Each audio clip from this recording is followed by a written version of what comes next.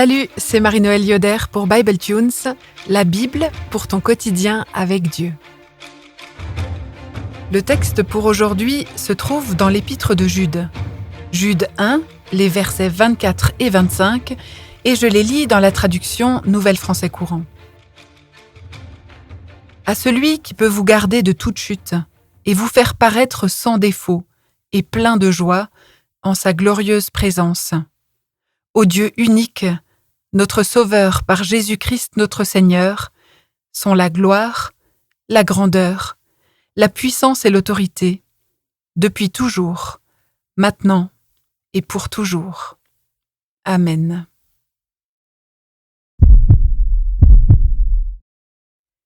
Avec Jude, on aurait juste envie de dire « Amen ».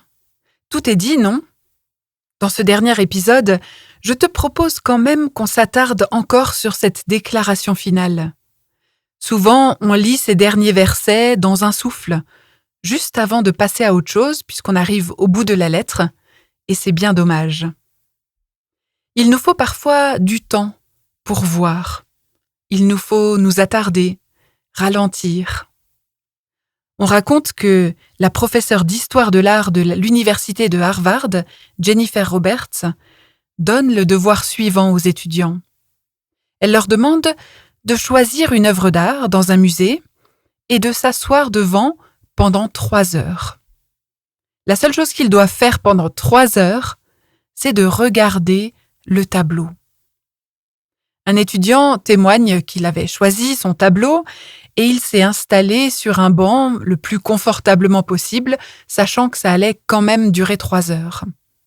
Pendant les 10 premières minutes, il a regardé attentivement le tableau, il l'a apprécié, et puis il avait l'impression d'avoir fait le tour, et il s'est mis à s'ennuyer.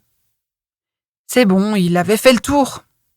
Alors au fur et à mesure du temps, il a senti la fatigue l'envahir. Et il luttait pour garder les yeux ouverts, pour réaliser la tâche jusqu'au bout, de rester 3 heures à regarder ce tableau. Il a eu envie de changer de tableau. Il s'est dit qu'il s'était trompé, qu'il n'y avait pas là de quoi regarder attentivement.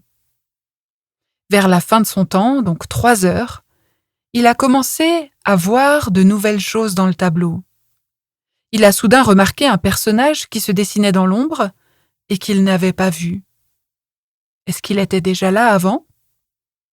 Il a aussi remarqué des formes qui se répétaient et tout un tas d'autres choses. Après 3 heures face à ce tableau, il a enfin pu le voir. Je ne sais pas si cet exercice t'inspire et si tu as envie de le tenter, en tout cas c'est une possibilité. De la même manière, on peut être tenté de lire le texte d'aujourd'hui à toute vitesse. Le livre ne fait qu'un chapitre, donc on le lit et puis bam, on ferme le livre et on passe à autre chose.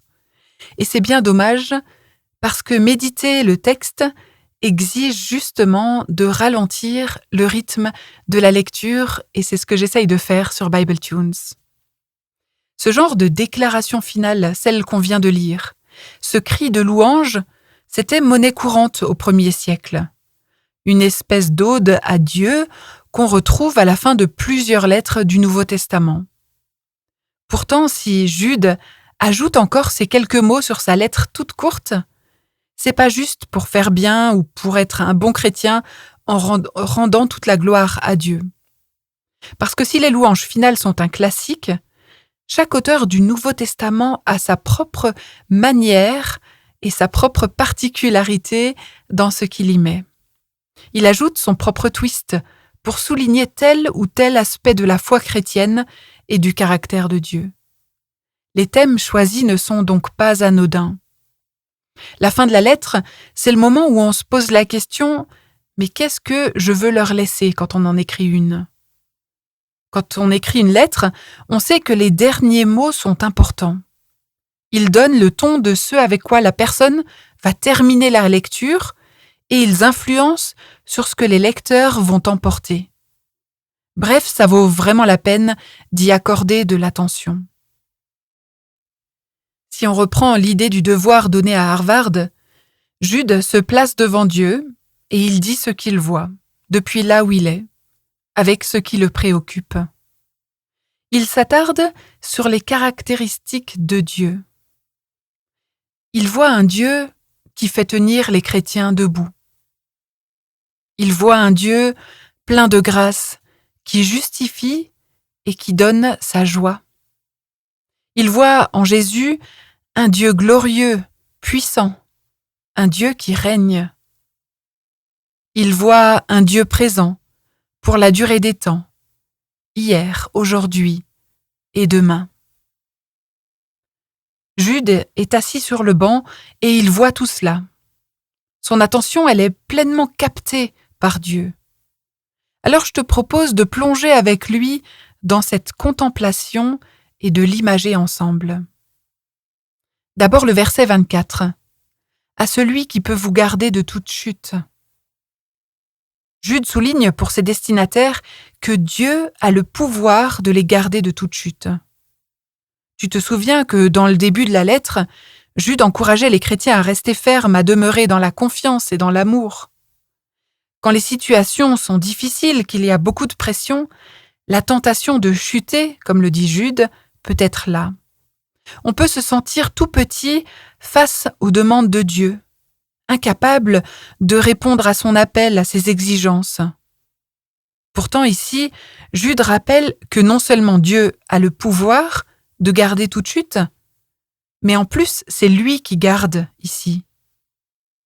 C'est un peu comme si la chrétienne ou le chrétien qui lutte par ses propres forces pour la protection se retrouve dans de grandes mains qui le protègent. Ça permet de se détendre. Rappelle-toi, tu es en sécurité et tu habites l'amour de Dieu. L'expression utilisée dans le grec ici est positive. Le Christ est non seulement celui qui me garde de toute chute, mais aussi littéralement celui qui me permet de rester debout. Si je tiens debout, ce n'est pas par mes propres forces, même si je peux activer mes petits muscles, mais à cause de l'amour de Dieu. Être debout, c'est une attitude de dignité devant Dieu. Le Christ nous garde pour nous permettre de rester debout devant Dieu. Et c'est là que la grâce intervient. La suite du verset 24 souligne que Christ peut nous faire apparaître sans défaut et plein de joie en sa glorieuse présence. Si Dieu ouvre ses grandes mains, il voit ses enfants éclairés par la douce lumière des rayons du soleil. Parce que leurs fautes sont pardonnées. Il voit ses chers amis sans défaut. En fermant les yeux dans ce face-à-face avec Dieu, je ne peux que m'imaginer de la joie en sa glorieuse présence. Un peu comme quand on se réveille un matin de vacances et qu'on sort accueillir quelques instants les rayons de soleil sur son visage. Un pur moment de bonheur et d'abandon. Si les défauts de nos vies existent pour de vrai, le face-à-face avec Jésus nous fait apparaître sans défaut. Et quelle joie! Le verset 25 poursuit « Au Dieu unique, notre Sauveur par Jésus-Christ, notre Seigneur, sont la gloire, la grandeur, la puissance et l'autorité, depuis toujours, maintenant et pour toujours. » Pour Jude, Jésus est Dieu, et les trois personnes de la Trinité apparaissent dans son texte. Ce n'est pas rien de le dire pour son petit frère. À Dieu soit la gloire, la puissance et l'autorité. On a l'habitude d'entendre ces mots, de les chanter. Pourtant, regardons-les d'un peu plus près. Jude souligne que la gloire, la puissance et l'autorité appartiennent à Dieu. Et si elles appartiennent à Dieu, cela signifie en miroir que les humains confessent l'humilité de leur existence, l'impuissance de leur situation et la soumission à l'autorité de Dieu. Les destinataires auxquels Jude s'adresse reconnaissent ces aspects-là, mais pas les faux enseignants qu'il pointe du doigt. Dans le contexte de cette lettre de Jude, où certains membres de l'Église réclament en quelque sorte gloire, puissance et autorité pour eux-mêmes, en voulant déterminer ce qui est bon, ce qui est mauvais, ce qui est digne, ce qui ne l'est pas, la liberté de penser qu'ils ont, etc. L'attitude de Jude tranche vraiment radicalement. Jude oppose quelque part une vision de Dieu à celle de ses faux enseignants. Il remet Dieu à sa juste place. Il dit quelque chose de ce visage de Dieu qui se penche sur le petit humain qu'il a entre ses mains. Dans cette image, chacun est à sa juste place. Jésus glorieux, puissant, ayant autorité. Et toi et moi, dans sa main, et dépendant de son regard d'amour et de sa lumière. Les autres qui nous entourent dépendent de la même vie. Quand chacun est à sa juste place, une juste rencontre est possible. Et ce n'est malheureusement pas toujours le cas, dit Jude. Avec Jude, on est dans l'avant-dernier livre de la Bible. Et franchement, s'il n'y avait pas eu l'Apocalypse derrière, ça aurait été une belle manière de conclure le Nouveau Testament. Alors en guise de conclusion, je te propose de relire ces 2 derniers versets. À celui qui peut vous garder de toute chute et vous faire paraître sans défaut et plein de joie en sa glorieuse présence. Au Dieu unique, notre Sauveur par Jésus-Christ notre Seigneur, sont la gloire, la grandeur, la puissance et l'autorité, depuis toujours, maintenant et pour toujours. Amen. Merci de m'avoir écouté sur Bible Tunes et au plaisir de clôturer ce parcours avec toi dans un dernier épisode.